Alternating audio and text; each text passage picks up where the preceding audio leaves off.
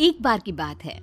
जादूपुर नाम के एक गांव में करतब दिखाती एक औरत एक रेड्डी के लिए गांव में आती है।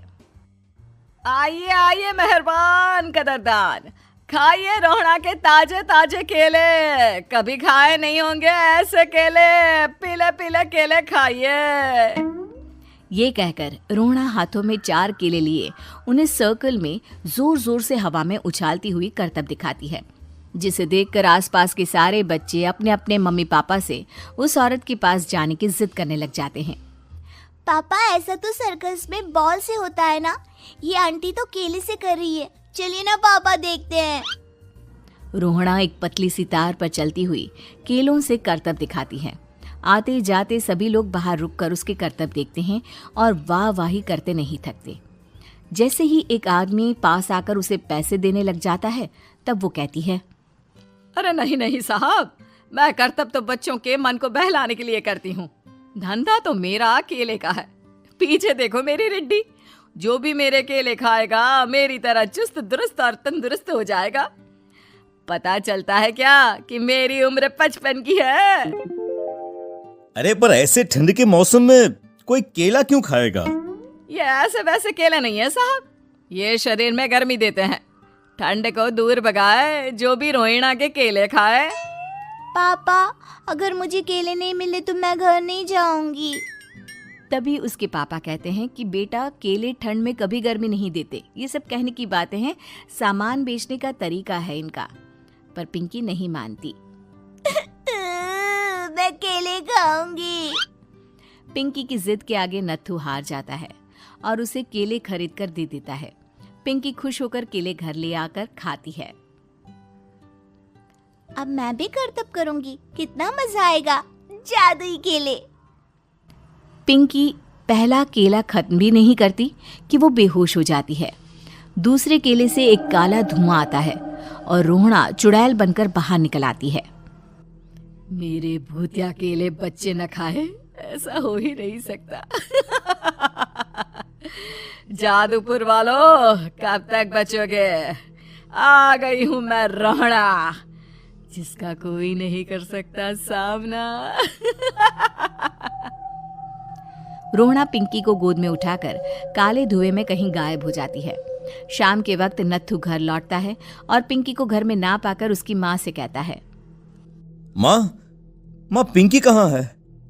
अरे बेटा, उसे तो तू सुबह करतब दिखाने ले गया था ना, फिर कहाँ वापस आए तुम दोनों? मुझे लगा तू उसे अपने साथ मंडी ले गया होगा। हे भगवान, मेरी बच्ची कहाँ गई? मैं उसे घर ही तो छोड़कर गया था माँ। नत्थू गांव के घर कोने में अपनी बेटी को ढूंढता है, पर उसे वो कहीं नहीं मिलती। परेशान होकर आखिर रो रो कर नत्थू हिम्मत हार कर घर लौट आता है। अगली सुबह रोहना फिर से करतब दिखाने आती है और इस बार पिंकी की तरह रोनी केले खरीद लेता है। 50 रुपए दिए थे पापा ने, सारे पैसों की मैंने केले खरीद लिए हैं। अब मैं भी आंटी की तरह ही करतबबाज बन जाऊंगा। यही सोचते हुए रोनी केले खाता है और पहला अकेला केला आधा खत्म भी नहीं करता कि चुड़ैल उसके सामने आ जाती है। मेरे साथ चलने का समय आ गया है रोनी। ये तो बस शुरुआत है। अब इस गांव के सारे बच्चे धीरे धीरे मेरे कब्जे में होंगे, एक बच्चा भी नहीं बचेगा। ये कहकर रोनी को गोद में लेकर काले धुएं में अदृश्य हो जाती है। इसके बाद हर रोज गांव में से कोई ना कोई बच्चा गायब होता, पर ऐसा क्यों हो रहा है किसी को भी समझ में नहीं आ पा रहा था। रोज की तरह अपनी बेटी पिंकी की तलाश में नत्थू गांव के एक तालाब के पास बैठा रो रहा था। कहाँ गई मेरी पिंकी? शकुंतला के जाने के बाद एक वही तो मेरा सहारा थी। अरे उसकी आत्मा कोस रही होगी मुझे कि मैं अपनी बच्ची को संभाल भी नहीं पाया। नत्थू ये कहता हुआ रो ही रहा था कि तभी तालाब में से उसे शकुंतला की आवाज सुनाई देती है। कहाँ थी तुम शकुंतला? हमारी बच्ची और सारे गायब हुए बच्चे रोहड़ा के कब्जे में हैं। वो बच्चों को जो केले देती है उससे बच्चे बेहोश हो जाते हैं और उसके कब्जे में आ जाते हैं और वो उन्हें ले जाकर काली दुनिया में ले जाती है। पर वो ऐसा क्यों कर रही है? ये मैं नहीं जानती, पर उस दुनिया का रास्ता मैं आपको बता सकती हूँ।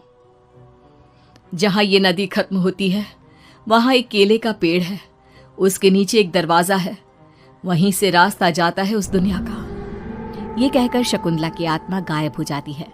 गांव के सभी लोग झुंड बनाकर उसी रास्ते से काली दुनिया में चले जाते हैं और वहां देखते हैं कि सारे बच्चे वहां काम कर रहे थे।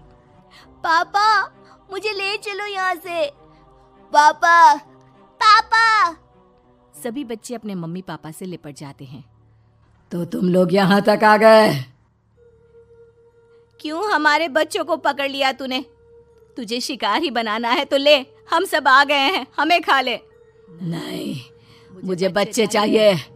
मेरे बच्चे के बदले तुम लोगों के बच्चे। क्या मतलब? मैं इसी गांव में रहने वाली एक औरत थी। केले की चोरी के इल्जाम में मेरे बेटे को गांव वालों ने इतना मारा कि वो मर गया। उसी दिन मैंने ठान लिया कि गांव वालों का भी वही हाल करूंगी। कुछ दिन बाद बेटे के चले जाने के दुख में मैं भी मर गई और मेरी भटकती आत्मा एक चुड़ैल बन गई। और फिर मैंने बदला लिया तुम सबके बच्चे छीनकर। बर्दाश्त नहीं कर पाए ना? सोचो मुझ पर क्या बीती होगी। हमें माफ कर दो रोना। पता नहीं ये किसकी गलती थी, पर हम सभी माफी मांगते हैं। हमारी खुशियां लौटा दो, तुम भी तो एक माँ हो। गांव वालों की बात सुनकर रोना का मन पिघल जाता है और वो बच्चों को छोड़ देती है। उसके बाद काली दुनिया बच्चों के लिए जादुई दुनिया बन जाती है। अब कोई भी कभी भी वहां आ जा सकता था।